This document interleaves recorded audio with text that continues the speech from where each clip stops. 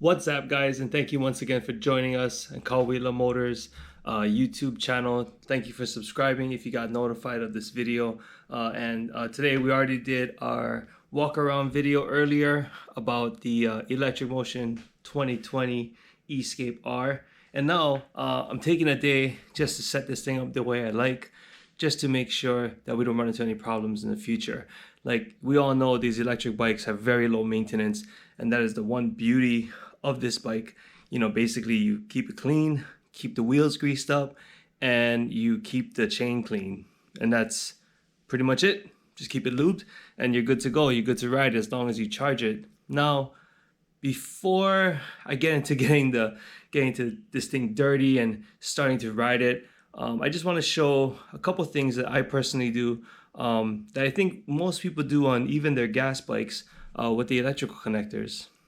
And that is to seal them up with a non-corrosive lubricant and use a dielectric grease, which will help prevent moisture from getting into the connector and corroding it. Also, making it a little bit more waterproof if in case you do run into some rain or some water situations. Now, I am not saying this bike is waterproof. I've never said that. There are videos that I've gone through water and I've made it out just fine. And I believe this preventive maintenance actually just helps if in case you do have to get through a section with water, that you'll be less susceptible to a short or any kind of connection failure. So just be aware. Like I said, this bike isn't waterproof, but it is very water resistant, and we're just going to help that for future to avoid future problems. So with that being said, guys, thank you once again. Let's get to it.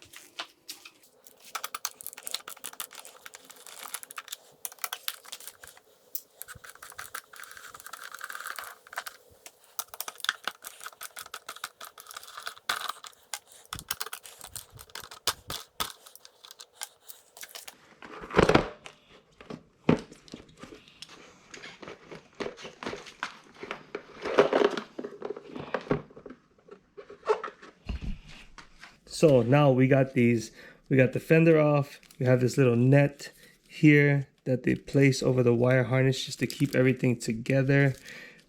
Make sure we put this back on the side. And now we can see our main sensor plug, and this wire goes to the sensor that's here for the motor. That's very, very, very important. Also, it gives us, more importantly, all of our connections. Now, these connections are for the controller. We have our fuse here, a 12 volt fuse, which you can see here. Yeah. Okay. And then this runs all the way up to the main harness, so they tie everything together. So what we are going to use for our bikes, we're going to use this one product I find here. So this is called Corrosion Block. Now, if you look and you read what this product does, this product is a marine grade lubricant, corrosion, blocker, corrosion protectant. So you can use it on metal surfaces. You can use it for moving parts. And if you read, it's great for electronics, battery terminals, switches, control panels, radio and radar connectors.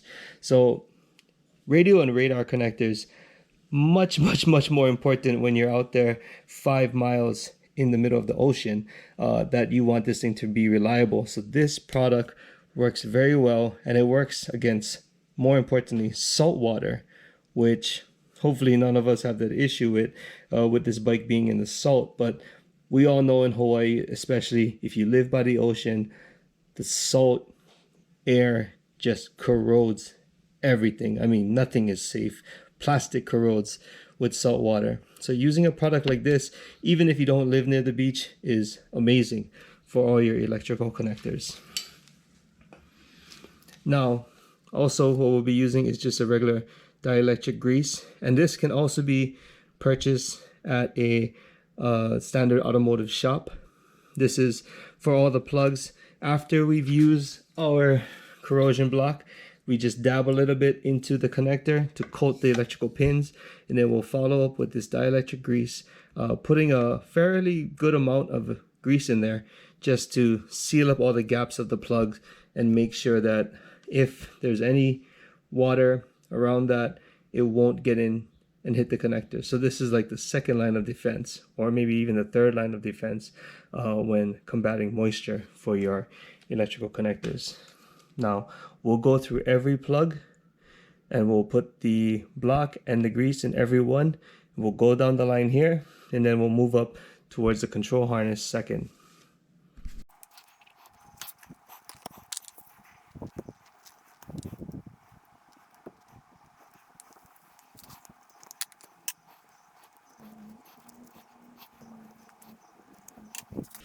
And you don't need a lot, just a little dab in there will take up a good amount of space around the connectors.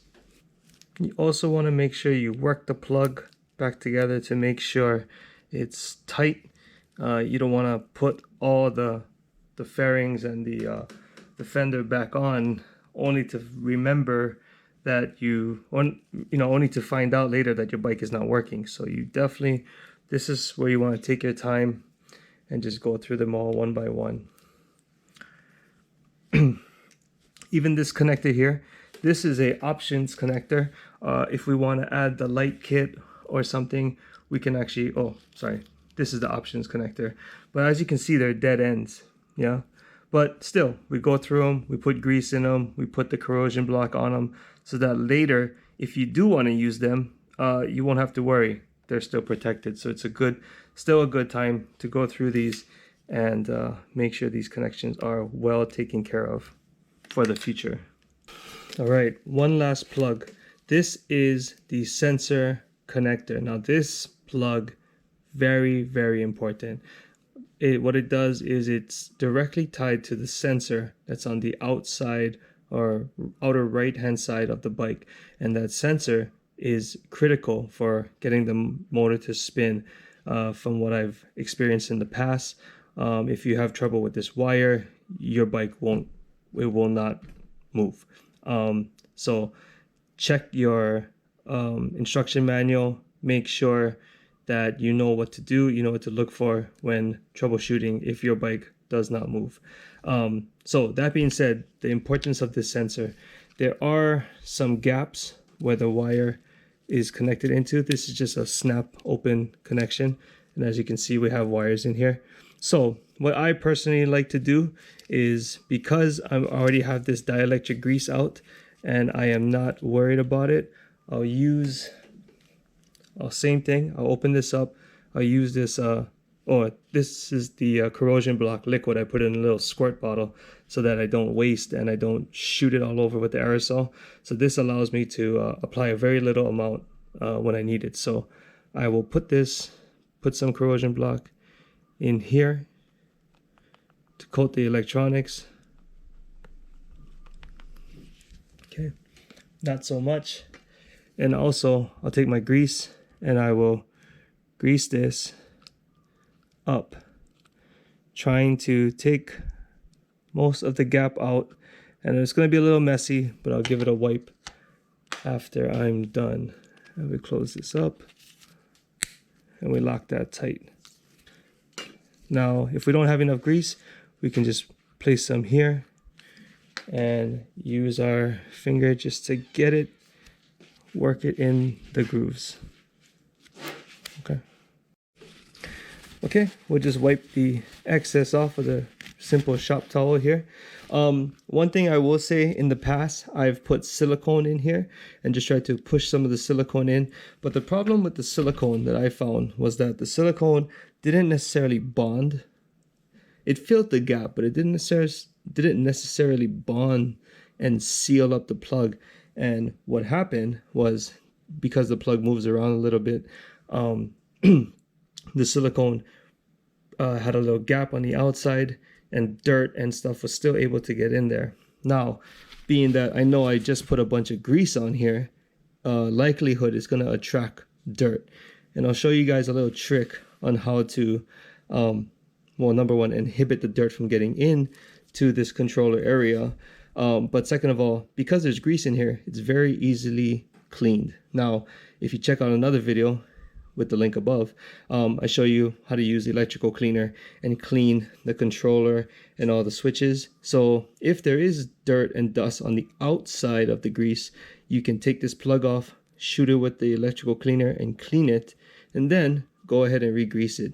You won't have a piece of silicone stuck in there holding the dirt in there, not allowing it to be cleaned. Also, I recommend this being a snap type connector. It works just fine, but why not just put a zip tie on it?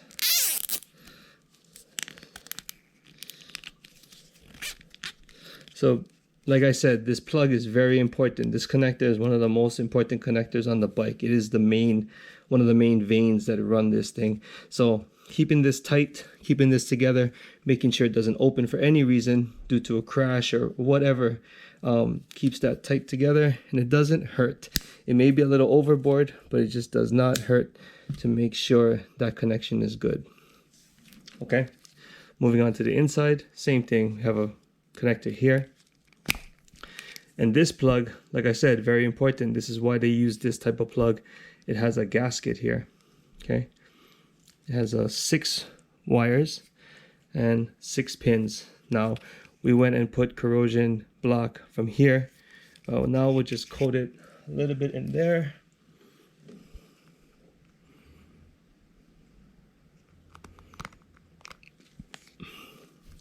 Take our pins, coat those, and then, like everything else, just give it a slap of grease right in there.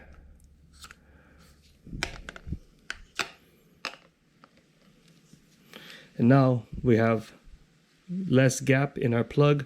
We have this great seal here, and we should be good. We should not have to worry about this guy one bit. This is a much more substantial clip, so this will be fine. Yeah. Okay. Keep that good. And then we also have the terminals. So we don't want these corroding with these caps on. And the caps sometimes hold moisture in and they work against the steel. So we'll hold a rag under it and we'll just give it a real generous coating.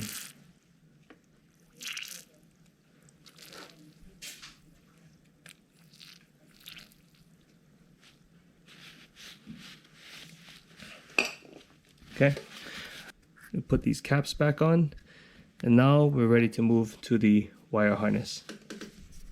In a previous video, now is the time, guys, to make note of your connection labels. So as you see, map. This over time, I mean, this will get dirty, or you'll clean it with a solvent-based thing or something, and this will rub off. So now is the time to make a list of your map connections or your wiring diagram. So in this case, red and brown for the map goes to the orange and black stripe 2-pin. You have your throttle cable here, green, black, red, going to brown, black, blue. I'm not sure why the colors don't jive, but that is just the way it is, you know. Just to answer a quick question, this is a side note, but just to answer a quick question that a lot of people have been asking on forums and stuff is they want the regenerative brake for the ePure Race and the eScape R. But The only thing that's available to them is what they call an FRB. And the FRB is basically a map button type, but it has a 2 wires, not 3. And it goes into the PRB, or the Progressive Regenerative Brake slot.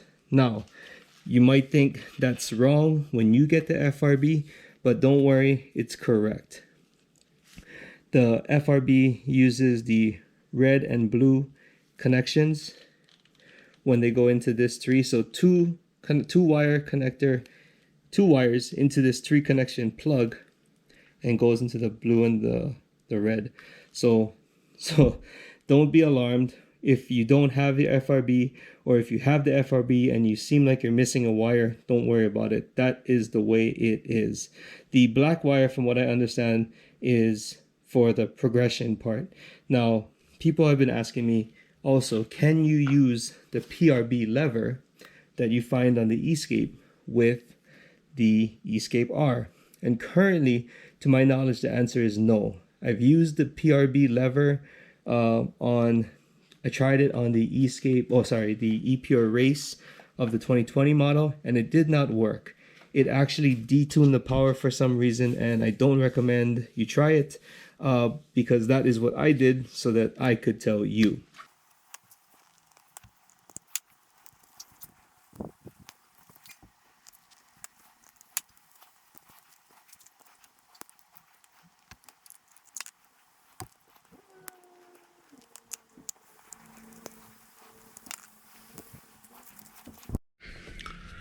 Mahalo Nui Loa, guys. Once again, thank you. Remember, if you like what you see, please subscribe. I hope these little tricks and tips may have helped you do some preventive maintenance on your electric bike. We don't care what brand you ride, Sur-Ron, Segway, Electric Motion. You know, if you're down with the electric movement, this video was for you, hopefully. So if you have any questions, please put it in the comments block. We'd like to hear from you. We'd like to answer those questions for you for these amazing bikes. And, you know, just some videos of us riding in Hawaii. If you have any questions about that, hit us up.